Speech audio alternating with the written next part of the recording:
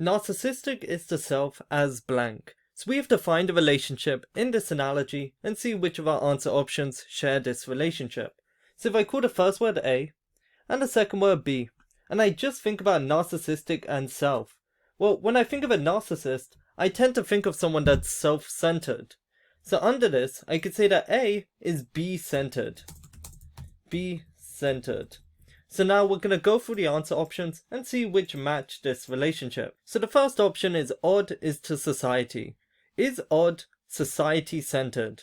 And of course not. If you were society-centered, you wouldn't be odd. So we're going to cross this option out. The second is grotesque is to aesthetic. And if you're grotesque, bizarre, or absurd, you're definitely not focused on your beauty, as that wouldn't be weird. So we're going to cross this option out too.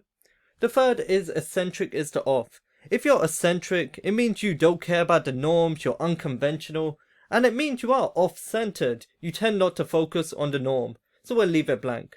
The fourth is lateral is to side, and if you're lateral, are you side-centered? And that doesn't really make sense, so we're going to cross it out.